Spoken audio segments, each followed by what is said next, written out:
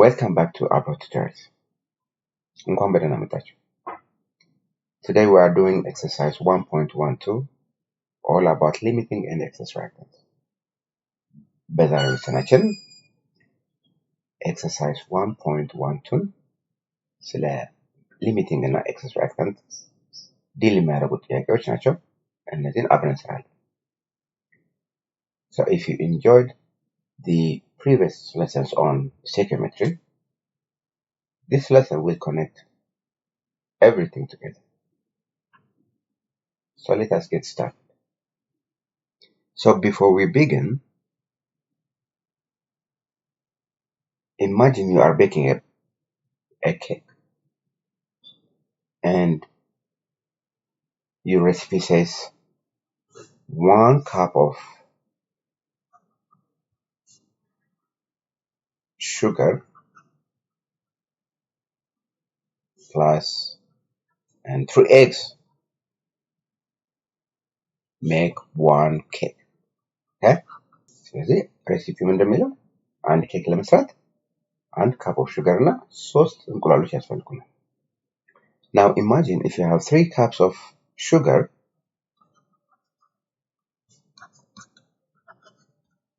and 6 eggs. 3 cups of sugar እና 6 እንቁላሎች ቢኖራቸው, how many cakes can you make from this combination? And which ingredient will be left over? So ከዚህ combination ከዚህ ካላችሁ ምን ያህል ኬክ መስራት ትችላላችሁ? የትኛው ኢንግሪዲየንት ነው ሳንጠቀምበት የሚቀረውስ ኢንግሪዲየንት የትኛው? Sugar allows 3 cakes to be baked, right? And the 6 eggs that you have allows you to bake only 2 cakes, right? Because you need 3 eggs to bake 1 cake. Therefore, eggs allow you only 2 cakes to be baked. Therefore, the limiting reactant is what? The limiting reactant in this case is what? Is eggs, right? And the excess reactant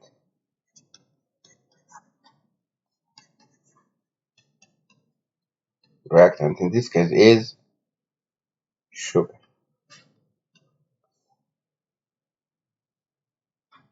And the maximum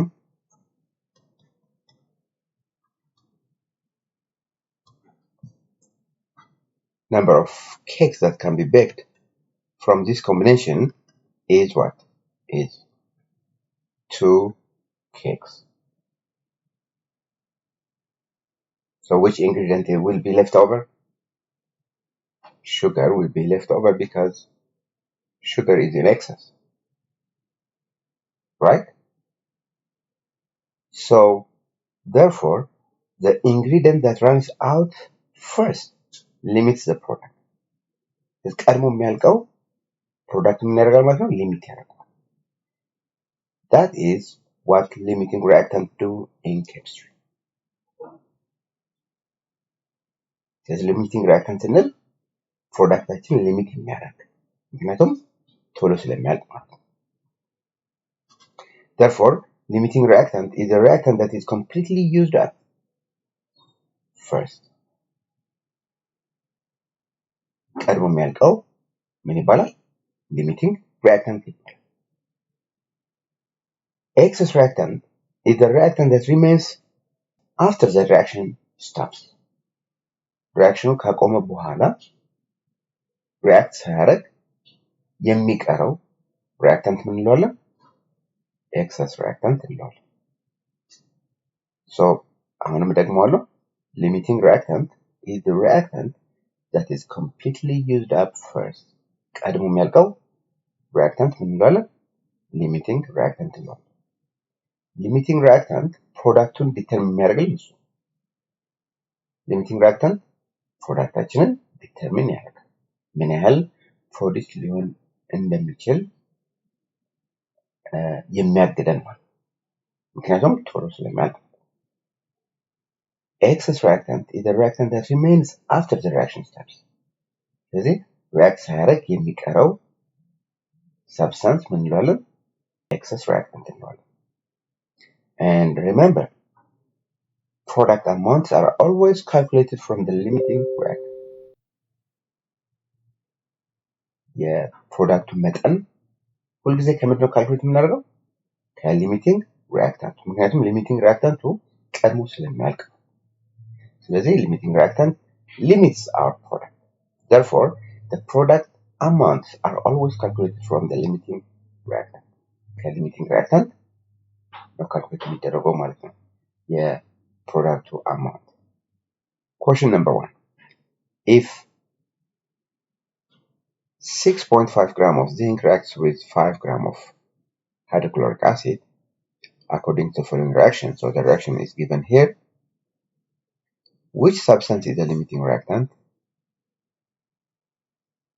B. How many grams of the reactant remain unreacted? And C.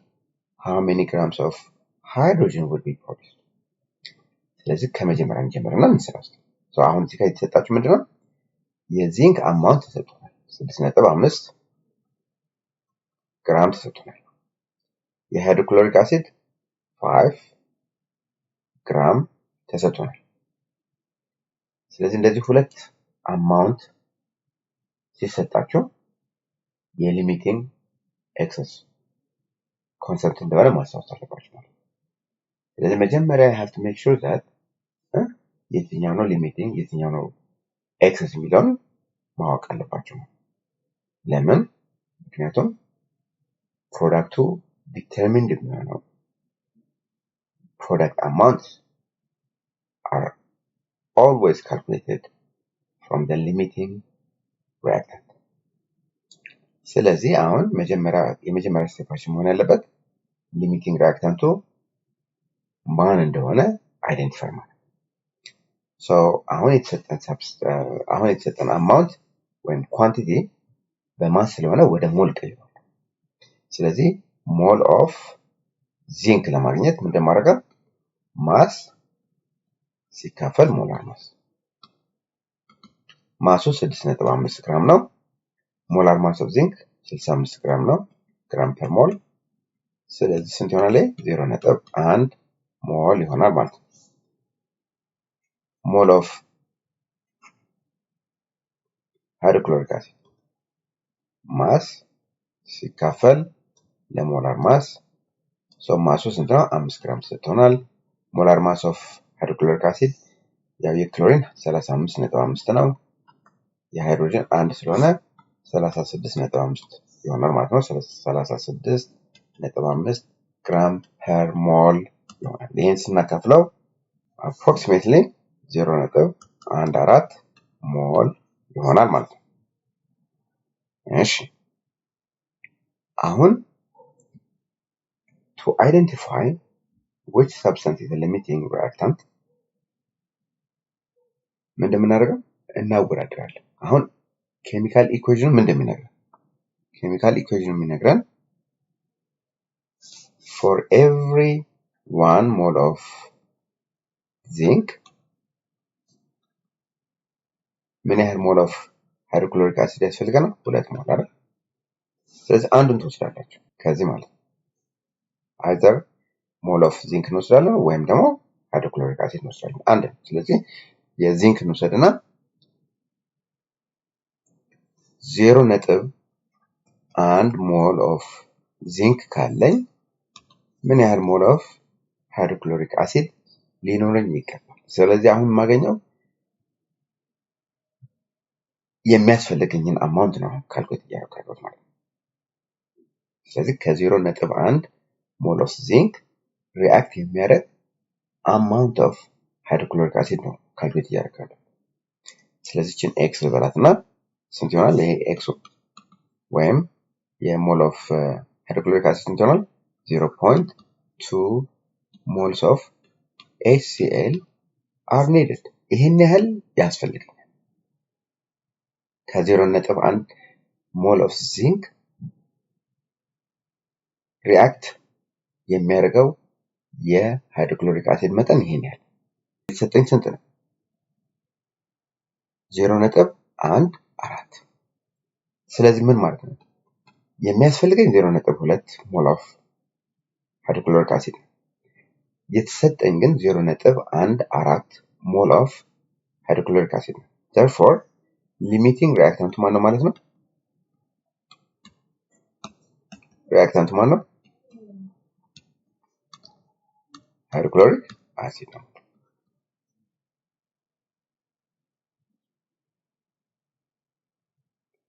ኦኬ ወደ ቢ እንምጣ። ይሄ ኤ ማለት የኤ መልስ ይሄ ይሆናል ማለት ነው።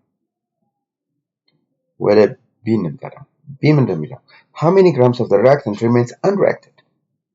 okay, another very interesting question. ስለዚህ ምን ያህል mass of the excess reactant ነው react ያደርግ የሚቀረው ነው። ስለዚህ አሁን ሊሚቲንግ ሪአክታንታችን ኦልሬዲ አይደንቲፋይ ስላደረግን ባለን የሊሚቲንግ ሪአክታንት መጠን ምን ያህል ሞል ኦፍ ዚንክ እንደሚያስፈልገን ካልኩሌት እናደርግና ከዛ ካለው ቀንሰን እናገኛለን ማለት ነው። alright, now let me show you what I mean. B ስለዚህ ኢኩዌሽን እንደሚለን የሚነግረን 1 ሞል ኦፍ ዚንክ ከ2 ሞል ኦፍ ሃይድሮክሎሪክ አሲድ ጋር ሪአክት ያደርጋል ብለናል። ስለዚህ 0.14 ሞል ኦፍ HCl ሊሚቲንግ ሪአክታንት ስለሆነ ስለዚህ ይህን ያህል ካለን ምን ያህል ሞል ኦፍ ዚንክ ያስፈልገናል? that reacts with 0.14 ሞል ኦፍ ሃይድሮክሎሪክ አሲድ የሚለውን ካልኩሌት እናደርጋለን። so x ለላችን so ክሪስ ክሮስ ይሄን ሶልቭ ሳርክ ስንት ይመጣል? 0.07 ይሆናል ማለት ነው ሞል ኦፍ ዚንክ። ይሄን ያህል ሞል ኦፍ ዚንክ ነው የሚያስፈልገን ከ0.14 ሞል ኦፍ ሃይድሮክሎሪክ አሲድ ሪአክት የሚያደርግ ማለት ነው። ነገር ግን ዚንክ ኤክሰስ ሪአክታንት ነው ብለናል። ሶ ምን ያህሉ ነው ሪአክት የማያደርገው ነው ጥያቄ። ሌፍት ኦቨሩ ለማወቅ ከፈለጋችሁ ምን እንደምታደርጉት የተሰጠን ሞል ስንት ነው ወይም የዚንክ የተሰጠን ስንት ነው? 0.1 ነው አይደል? ስለዚህ እዚህ ጋር እንደዚህ ላድርግ። so amount of zinc left over equals 0.1 የተሰጠን የሚያስፈልገን ይሄን ያህል ሪአክት ያደርጋል። ስለዚህ ሪአክት የማያደርገው ለማወቅ መቀነስ ነው ማለት ነው። ስለዚህ 0.03 moles of zinc remains unreacted ወይም is left over እንላለን ማለት ነው። ሪአክት ሳያደርግ የሚቀረው የዚንክ አማውንት በሞል ከተባላቸው 0.03 ሞል ኦፍ ዚንክ እንላለን። በማስ ከሆነ ደግሞ ከተጠየቃችሁ ያው በማስ እናድርገው፣ በማስም ሊሆን ይችላል። ወደ ማስ እንቀይር። ስለዚህ 0 አሁን ይሄን ማለት ሞል ማለት ምን ማለት ማስ ኦቨር ሞላር ማስ ስለሆነ ማስ ማለት ሞል ሲባዛ ሞላር ማስ ነው። ሶ ሞላር ማስ ስንት ነው? በማስ ሲሆን ደግሞ 0.03 ሞል ሲባዛ 65 ግራም ፐር ሞል። ሞል በሞል እነዚህ እናባዛቸው 1.95 ግራም ኦፍ ዚንክ ሪሜንስ unreacted እንላለን ማለት ነው። ሶ በዚህ መልኩ ሪአክት ሳያደርግ የሚቀረው ሳብስታንስ አማውንትን ዲተርሚን ማድረግ ትችላላችሁ ማለት ነው። ሲም እንደሚለው how many grams of hydrogen would be produced. Okay. ስለዚህ remember እዚህ ጋር ማስታወስ ያለባችሁ ምንድነው? Product amount are always calculated from the limiting reactant ብለናል። ስለዚህ limiting reactantታችን ማለት ነው hydrochloric acid ነው። So equation መጀመሪያ ምን እንደሚነግረን for every 2 moles ምን ያህል ሃይድሮጅን ፕሮዲዩስ ያደርግ? አንድ። ስለዚህ for every 2 moles of hydrochloric acid 1 mole of hydrogen is produced. ስለዚህ 1/4 mole of hydrochloric acid ካለን ምን ያህል mole of hydrogen produce ይሆናል? x እንበላት። ስለዚህ x ስንት ይሆናል ማለት ነው? 0.07 mole of hydrogen is produced. So አሁን ይሄን በማስ እንገልጸው ምን ይሆናል? mass of hydrogen ማለት ምን ማለት ነው? ሞል ሲባዛ ሞላር ማስ ብለናል። ሞል ስንት ነው? 0.07 ሞል ሲባዛ ሞላር ማስ ኦፍ ሃይድሮጅን ሶ ዳያቶሚክ ስለሆነ 1 ሲባዛ 2 ስንት ነው? 2።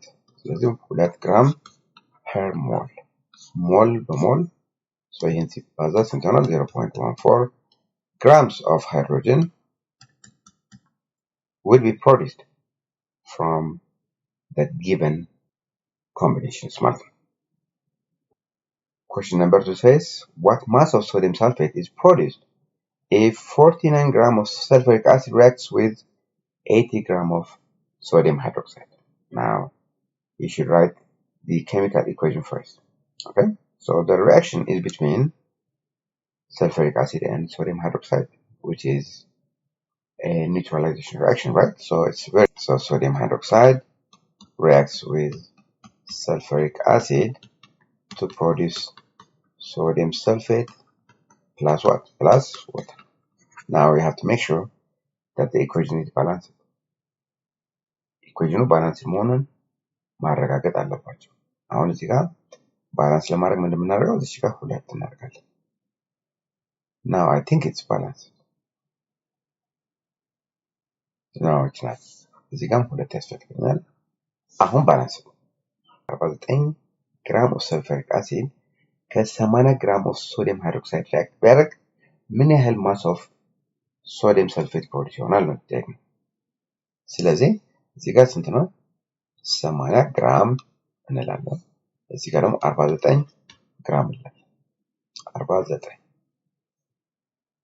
እሺ እኔ ሁል ጊዜ የተሰጠኝን ኳንቲቲ ወደ ሞል ነው የምቀይረው። ስለዚህ እዚህ ጋር ወደ ሞል እንቀይረው። የሶዲየም ሃይድሮክሳይድ ሞል ኦፍ ሶዲየም ሃይድሮክሳይድ ካልኩሌት እናድርግ። ሞል ማለት ማስ ኦቨር ሞላር ማስ ስለሆነ ማሱ ስንት ነው? 80 ግራም ሞላር ማስ ኦፍ ሶዲየም ሃይድሮክሳይድ የሶዲየም 23 16 የኦክሲጅን 1 ያው 40 ይሆናል ማለት ነው። 40 ግራም ፐር ሞል ሁለት ሞል አይሆንም? ኦልራይት ሞል ኦፍ ሰልፈሪክ አሲድ ደግሞ ካልኩሌት እናድርግ። ሲሚላርሊ ማስ ኦቨር ሞላር ማስ ስለሆነ ማሱ ስንት ነው? 49 ግራም ሞላር ማስ ኦፍ ሰልፈሪክ አሲድ የሃይድሮጅን እዚህ ጋር ተጻፈው የሃይድሮጅን 1 ጊዜ 2 2 ሰልፈር 32 ኦክሲጅን 16 ጊዜ 4 64 ይሄን ስንደምረው 8 98 ግራም ፐር ሞል 0.5 ሞል። አሁን let us identify which reactant is the limiting reactant. አሁን limiting reactant የትኛው substance እንደሆነ ዲተርሚን እናድርግ። ሶ ምን እንደማደርገው አንዱን እንጠቀምና የአንዱን አማውንት ፈልጋለሁ ማለት ነው። ከዛ በኋላ አወዳድረዋለሁ ማለት ነው።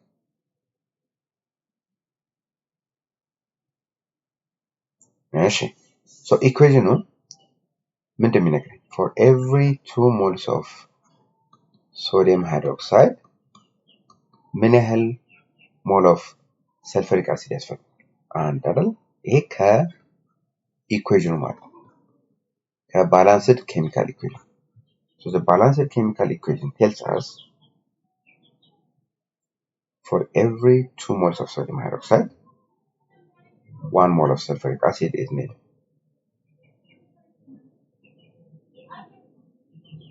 እዚህ ጋር ካልኩሌት አድርገን ደግሞ ከተሰጠን ምን ያህል የተሰጠን የሶዲየም ሃይድሮክሳይድ ሞል 2 የሰልፈሪክ አሲድ 0.5 አይደል?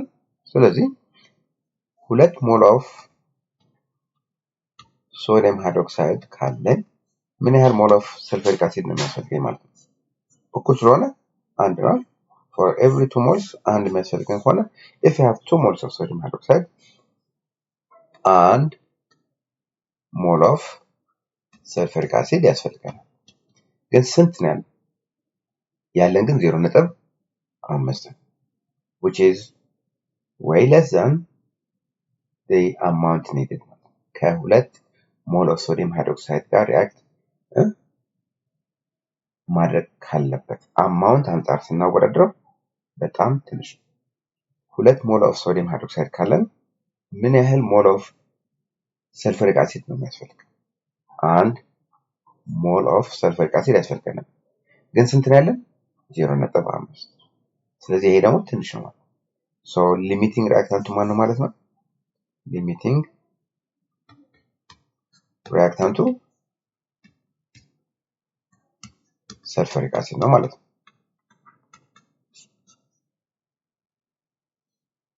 ናው ሊሚቲንግ ሪአክታንቱ ማን እንደሆነ አሁን ዲተርሚን ስላደረግን ፕሮዳክት አማውንቱን ማለትም የተጠየቅነው የሶዲየም ሳልፌትን አማውንት ስለሆነ የተጠየቅነው በምን እንደምንሰራው ማለት ነው?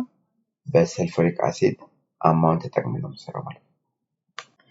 So for every 1 mole of sulfuric acid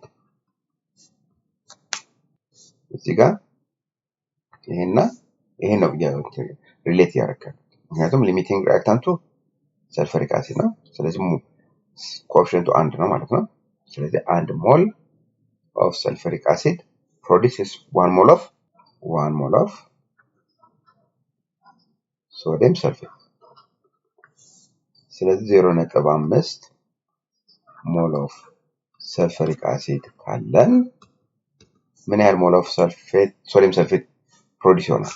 ክሪስ ክሮስ ሶ ምን ያህል ይሆናል? 0.5 ሞል ኦፍ ሶዲየም ሰልፌት is produced እንላለን። ይሄ በሞል ነው። ስለዚህ የተጠየቅነው በማስ ስለሆነ ሞል ማለት ማስ ኦቨር ሞላር ማስ ስለሆነ ማስ ኦፍ ሶዲየም ሰልፌት ለማግኘት ምን እንደማደርገው ማለት ነው?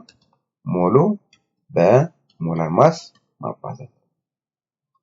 ሞሉ ስንት ነው? 0.5 ሞል ሲባዛ ሞላር ማሱ የሶዲየም ሰልፌት ሶዲየም 23 ነው ሲባዛ በ2 46 ሰልፈር 32 ኦክሲጅን 16 ጊዜ 4 64 ሁለት አንድ አለኝ 14 142 ግራም ፐር ሞል ሞል በሞል ስንት ይሆናል ማለት ነው? 71 ግራም ይሆናል ማለት ነው። ስለዚህ 71 gram of sodium sulfate can be produced from the given combinations. Next question. So question number 3 says if 20 gram of calcium carbonate and 25 gram of hydrochloric acid are mixed, what mass of carbon dioxide is produced? ስለዚህ ምንድነው ጥያቄ የሚለው 20 gram of calcium carbonate እና 25 gram of hydrochloric acid ሚክስ ብናደርግ ምን ያህል ግራም of carbon dioxide produced ይሆናል? ሶ አሁንም እንደዚህ ሁለት አማውንት ከተሰጣችሁ የሊሚቲንግ እና የኤክሰስ ሪአክታንት ኮንሰፕት መሆኑን እንዳትረሱ። ስለዚህ የመጀመሪያ ስራችሁ መሆን ያለበት ምንድነው ማለት ነው? ሊሚቲንግ ሪአክታንቱን አይደንቲፋይ ማድረግ። ከዛ ያንን ሊሚቲንግ ሪአክታንት ተጠቅማችሁ የፕሮዳክቱ አማውንት ዲተርሚን ማድረግ ማለት ነው። So let us find out which one is the limiting reactant. So የተሰጠን እዚህ ጋር የካልሲየም ካርቦኔት 20 ነው። የሃይድሮክሎሪክ አሲድ 25 ግራም ተሰጥቶናል። አሁንም የተሰጠኝን ኳንቲቲ ወደ ሞል ነው መቀየር። ሶ ሞል ማለት ሞል ኦፍ ካልሲየም ካርቦኔት ማስ ስንት ነው? 20 ግራም ሲካፈል የካልሲየም ሞላር ማስ ካልሲየም 40 ነው። ካርበን 12 ኦክሲጅን 3 ጊዜ 16 48 100 ግራም ፐር ሞል። ስለዚህ 0.2 ሞል ይሆናል ማለት ነው። ሞል ኦፍ HCl ምን ማለት ነው? ማስ which is 25 gram over የሃይድሮክሎሪክ አሲድ ሞላር ማስ ስንት ነው? 36.5 ግራም ፐር ሞል። ይሄን አካፍለን 0.68 ሞል ይሆናል ማለት ነው። እሺ አሁን ይሄን ያዝና ኢኩዌሽኑ ምን እንደሚነግረን the equation tells us what for every 1 mole of calcium carbonate ምን ያህል ሞል ኦፍ ሃይድሮክሎሪክ አሲድ ያስፈልገናል? 2 ሞል ኦፍ HCl ያስፈልገናል። 0.1ን እንወስድ 0.2 ሞል ኦፍ ካልሲየም ካርቦኔት ካለኝ ምን ያህል ሞል ኦፍ ሃይድሮክሎሪክ አሲድ ያስፈልገኛል?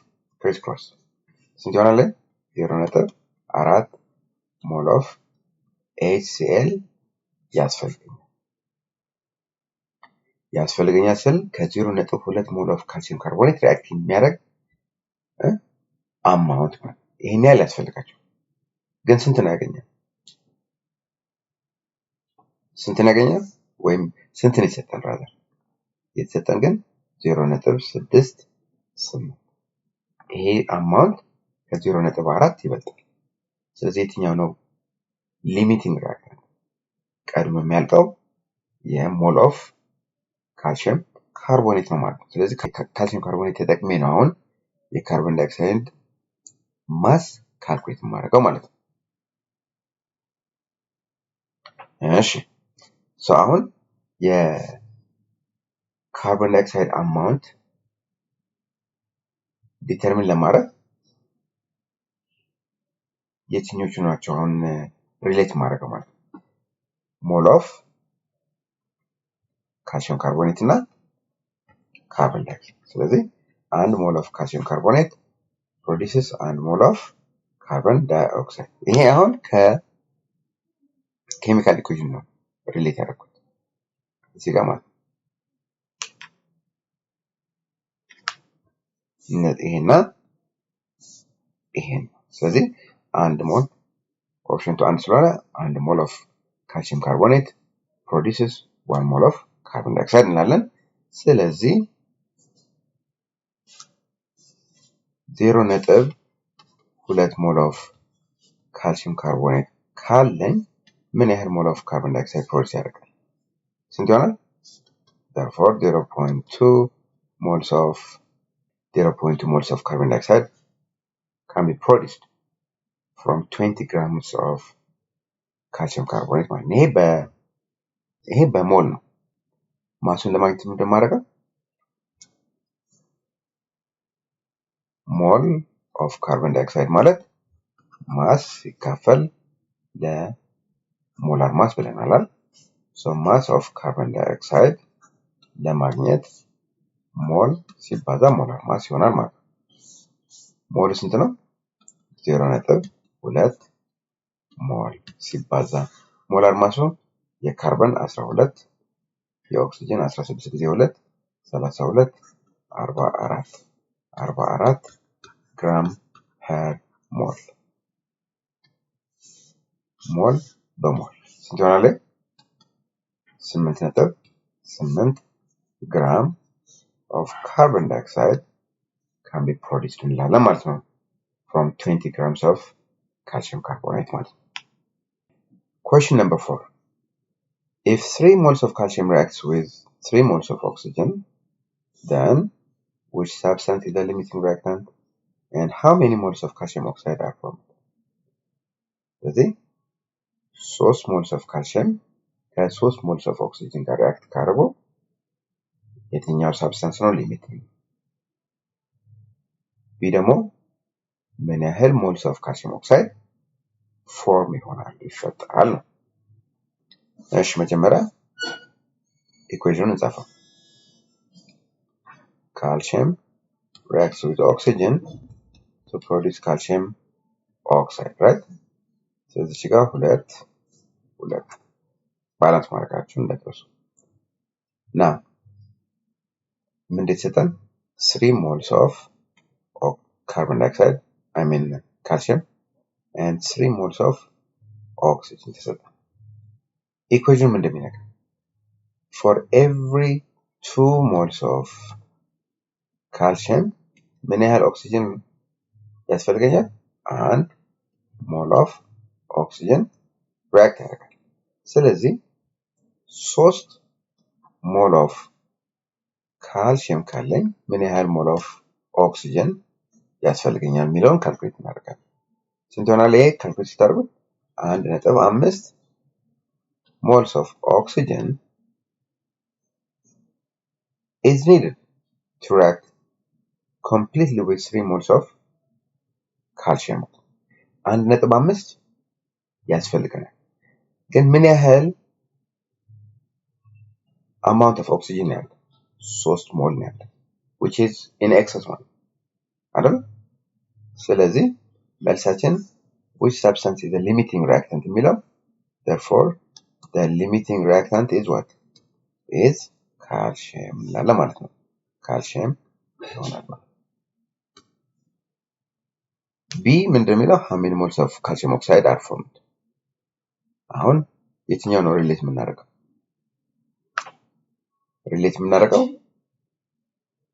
የትኛው ነው ሪሌት የምናደርገው? የካልሲየም እና ካልሲየም ኦክሳይድ። ምክንያቱም ካልሲየም ሊሚቲንግ ሪአክታንቱ ስለሆነ ፕሮዳክቱ ዲተርሚን የሚያደርገው ካልሲየም ነው ማለት ነው። so for every 2 moles of calcium ምን ያህል moles of ካልሲየም ኦክሳይድ ፕሮዲዩስ ይሆናል? 2 አይደል? ስለዚህ 3 ሞል ኦፍ ካልሲየም ካለኝ ምን ያህል ሞል ኦፍ ካልሲየም ኦክሳይድ ያስፈልገኛል ማለት ነው? ወይም ፕሮዲዩስ ይሆናል? I mean ፕሮዲዩስ ይሆናል። ስለዚህ same amount, right? so 3 moles of calcium oxide are formed from 3 moles of calcium ላለ ማለት ነው። ስለዚህ መልሳችን 3 moles ይሆናል ማለት ነው። Alright, question number 5. For the reaction,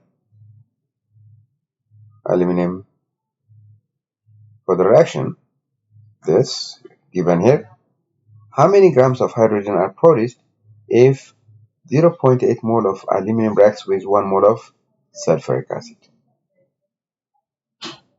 እሺ አሁን ደግሞ ምን እንደተሰጠን ሞል ኦፍ አሉሚኒየም እና ሞል ኦፍ ሰልፈሪክ አሲድ ስትሆን ምን ያህል ግራም ኦፍ ሃይድሮጅን ፕሮዲዩስ ይሆናል ነው።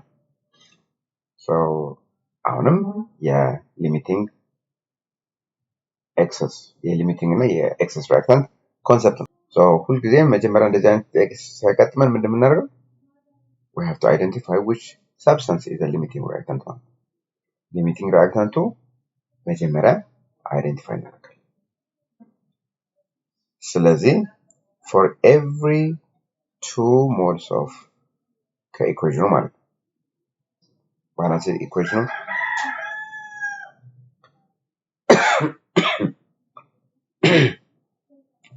ባላንስድ ኬሚካል ኢኩዌሽን እንደሚነግረን 2 moles of aluminum ከምን ያህል ሞል ኦፍ ሰልፈሪክ አሲድ ጋር ሪአክት ያደርጋል? 3 moles of sulfuric acid ጋር ሪአክት ያደርጋል። ሶ አንድ እንወስዳለን። ሶ 0.8 moles of aluminum ካለን ምን ያህል ሞል ኦፍ ሰልፈሪክ አሲድ ያስፈልገኛል የሚለውን ካልኩሌት ያደርጋል። እቺን ኤክስ ልበላት። ሶ ኤክስ ሲባዛ 2 ሞል ኦፍ አሉሚኒየም እኩል ይሆናል 3 moles of sulfuric acid ሲባዛ 0.8 moles of aluminum over 2 moles of aluminum over 2 moles of aluminum. ሞል ኦፍ አሉሚኒየም በሞል ኦፍ አሉሚኒየም ስለዚህ ስንት ይሆናል? by 2 1 by 2 0.4 ስለዚህ 1.2 mole of sulfuric acid is needed to react completely with 0.8 moles of aluminum. ስለዚህ ከ0.8 ሞል ኦፍ አሉሚኒየም ምን ያህል ሞል ኦፍ ሰልፈሪክ አሲድ ነው የሚያስፈልገን? 1.2 ሞል ኦፍ ሰልፈሪክ አሲድ ያስፈልጋል። ግን የተሰጠን ስንት ነው? 1 ሞል። ስለዚህ ሊሚቲንግ ሪአክታንቱ ማን ይሆናል ማለት ነው? therefore ያስፈልገን የነበረው 1.2 ነው። ግን ያለን ስንት ነው? 1 ሞል ነው አይደል? therefore ሊሚቲንግ ሪአክታንቱ ማን ነው ማለት ነው? ሰልፈሪክ አሲድ ነው ማለት ነው። ስለዚህ የሰልፈሪክ አሲድ አማውንት ተጠቅመን የሃይድሮጅን አማውንት ምን እናደርጋለን? ዲተርሚን እናደርጋለን ማለት ነው። እሺ ኬሚካል ኢኩዌሽን ምን እንደሚነግረን for every 3 moles of sulfuric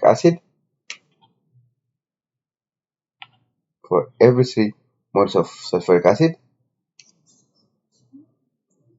so the equation tells us for every 3 moles of sulfuric acid 3 moles of hydrogen is produced, right? ስለዚህ 1 ሞል ካለን 1 ሞል of sulfuric acid ካለን ምን ያህል ሞል ኦፍ ሃይድሮጅን ፕሮዲዩስ ይሆናል ማለት ነው? ከስኮር ስናደርገው 1 ሞል ኦፍ ሃይድሮጅን is produced። ይሄ በሞል ነው። ይሄን ያህል ሞል ይፈጠራል። እና የተጠየቅነው ግን ማስ ነው። ስለዚህ ሞል ማለት ማስ ኦቨር ሞላር ማስ ስለሆነ ማስ ኦፍ ሃይድሮጅን ለማግኘት ምን እንደምናደርገው ሞል ሲባዛ በሞላር ማስ። ሞሉ ስንት ነው? 1 ሞል ነው ታይምስ ሞላር ማስ ስንት ነው? የሃይድሮጅን ሞላር ማሱ 1 ነው። 1 ጊዜ 2 ስንት ነው? 2 ዳያቶሚክ ስለሆነ ማለት 2 ግራም ፐር ሞል። ይህም በዚህ ይጠፋል። ስለዚህ ስንት ይሆናል ማለት ነው? 2 ግራም of hydrogen is produced from the above combination method.